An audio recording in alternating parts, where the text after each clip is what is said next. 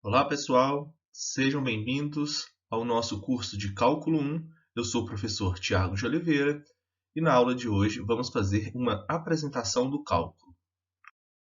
Antes de fazer uma apresentação do cálculo, eu vou passar algumas dicas para estudar o cálculo. Para acompanhar o curso de cálculo, é importante que você tenha treinado os conteúdos de matemática do ensino fundamental e do ensino médio. Para os alunos da licenciatura em matemática, é importante que vocês tenham cursado as disciplinas de Fundamentos de Matemática Elementar 1, Fundamentos de Matemática Elementar 2 e Matemática Básica. Então vamos lá para as dicas. Primeiro, assista a videoaulas e leia os livros de cálculo, principalmente os livros que o professor orientar. Segundo, entenda a teoria. É muito importante que a teoria da matéria fique clara. Terceiro, faça muitos exercícios. O único jeito de fixar os conteúdos e métodos em cálculo é praticando. Quarto, procure ajuda sempre que precisar. Não passe o conteúdo adiante se você está com dúvida em algum conteúdo, em algum exercício. Sempre procure ajuda. Seguindo esses passos, eu acredito que vocês conseguirão estudar o cálculo. Vamos falar aqui um pouco do cálculo. As origens do cálculo remontam à Grécia Antiga pelo menos 2.500 anos atrás, quando foram encontradas áreas usando o chamado método da exaustão. Naquela época, os gregos já sabiam encontrar a área asão de qualquer polígono dividido em triângulos, como na figura abaixo, e em seguida somando as áreas obtidas. Então aqui nós temos um polígono, só para vocês terem ideia do que era feito. Então aqui nós vamos dividir em vários triângulos. Aqui temos, no caso, 5 triângulos. Então, para encontrar a área desse polígono, nós vamos encontrar a área de cada um desses triângulos e depois somar. É muito mais difícil achar a área de uma figura curva. O método da exaustão dos antigos gregos consistiu em inscrever e circunscrever a figura com polígonos e, então, aumentar o número de lados dele. A figura aqui abaixo ilustra esse procedimento no caso especial de um círculo, com polígonos regulares inscritos. Então, aqui primeiro nós temos um triângulo, um polígono com 3 lados, aqui nós temos um quadrado, um polígono com 4 lados e assim por diante. Observe que esse polígono está aumentando o número de lados, até ele ficar bem parecido com a circunferência. À medida que vamos aumentando o número de lados, o polígono fica cada vez mais próximo da circunferência. Então vamos lá. Seja A a área do polígono inscrito com N lados. Aqui é um polígono de 3 lados, então eu chamei de A3. Aqui é um polígono de 4 lados, eu chamei de A4, e assim por diante. À medida que aumentamos N, fica evidente que a área AN do polígono ficará cada vez mais próxima da área do círculo. Olha para esse A12, esse polígono de 12 lados. A área dele está cada vez mais próxima aqui da nossa circunferência. Dizemos, então, que a área do círculo é o limite das áreas dos polígonos inscritos e escrevemos. A área do círculo asão será igual, então, o limite de AN, ou seja, aqui é um polígono inscrito na circunferência, onde o n tende a infinito. Então, essa já é a primeira notação de limite que vocês estão vendo. Os gregos, porém, não usaram explicitamente limites. Todavia, por um raciocínio indireto, Eudoxo, lá no século V a.C., já usava o método da exaustão para demonstrar a conhecida fórmula da área do círculo, que nós já sabemos que é π vezes o raio ao quadrado. Nós também vamos fazer essa demonstração usando o método da exaustão, só que isso será trabalhado e visto lá no cálculo 2, onde vamos trabalhar com o cálculo integral. Usaremos uma ideia semelhante no cálculo 2 para encontrar a área de regiões do tipo mostrado na figura abaixo. Ou seja, a gente tem uma curva e eu quero encontrar a área sob essa curva, limitada aqui pelo eixo x, onde que o x varia de 0 a 1. Atenção, tá? Quando eu falo sob a curva, é abaixo da curva. Então, como encontrar essa área aqui de azul, que eu estou denominando de azão? A ideia é aproximar essa área azão aqui por áreas de retângulos, tá? Nós vamos fazer um processo aqui para que essa área da soma desses retângulos fique bem próxima dessa área azão. Então, nós vamos decrescer a largura dos retângulos e então calcular essa área azão como limite dessas somas de áreas de retângulo. Então, esse processo será feito lá no cálculo 2. O problema da área é central no ramo do cálculo chamado cálculo integral, que eu acabei de citar. Nós vamos trabalhar com cálculo integral lá no cálculo 2. As técnicas que desenvolveremos no cálculo 2 para encontrar áreas também possibilitarão o cálculo do volume de um sólido, o comprimento de um arco, a força da água sobre um dique ou represa ou açude, a massa e o centro de gravidade de uma barra e o trabalho realizado ao se bombear a água para fora de um tanque.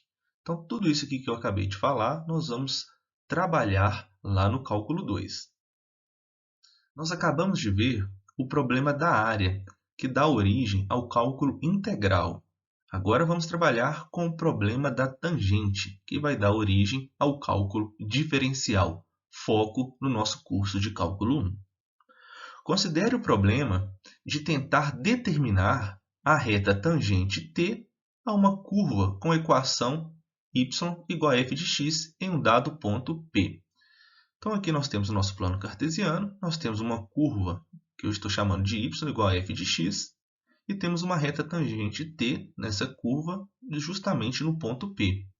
Como encontrar a equação dessa reta? Então, isso é um problema interessantíssimo. Uma vez que sabemos ser P um ponto sobre a reta tangente, podemos encontrar a equação de t se conhecermos sua inclinação m, ou seja, seu coeficiente angular.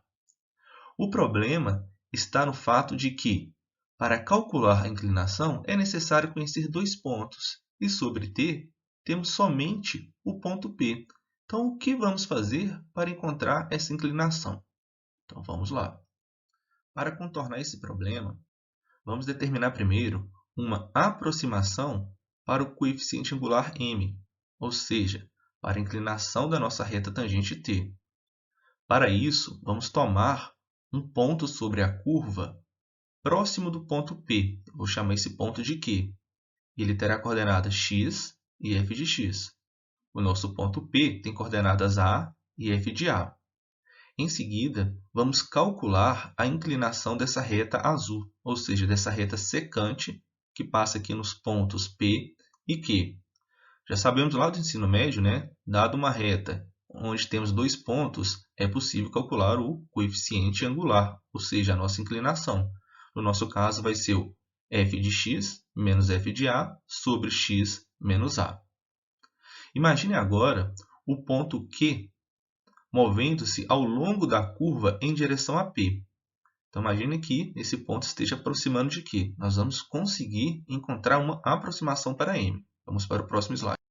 Então, se o ponto Q está aproximando do ponto P, podemos dizer que isso significa que a inclinação da nossa reta secante fica cada vez mais próxima da inclinação M, que é da nossa reta tangente.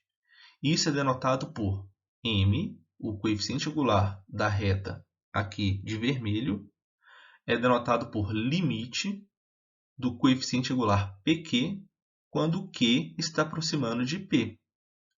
E dizemos que M é o limite do coeficiente angular da reta secante quando Q tende ao ponto P, ao longo da curva. Ok, foi o que eu acabei de falar, né?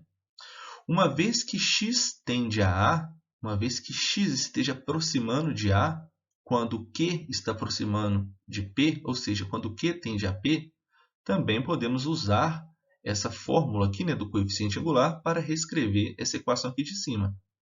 Então, onde tem o coeficiente angular MPQ, podemos substituir por f de x menos f de a e x menos a. Exemplos específicos desse procedimento serão dados no nosso curso de Cálculo 1. Então, nós vamos entender um pouco melhor dessa fórmula, nós vamos rever esse procedimento. Isso aqui é mais para vocês entenderem o problema ali da tangente, da reta tangente. Ao resolver o problema da tangente, em cálculo diferencial, também estamos resolvendo problemas relativos à velocidade. A mesma técnica se aplica a problemas relativos à taxa de variação nas ciências naturais e sociais. Nós vamos ver isso tudo no nosso curso de Cálculo 1. O problema da tangente deu origem ao ramo do cálculo chamado cálculo diferencial, que só foi inventado mais de 2.000 anos após o cálculo integral. Olha que interessante.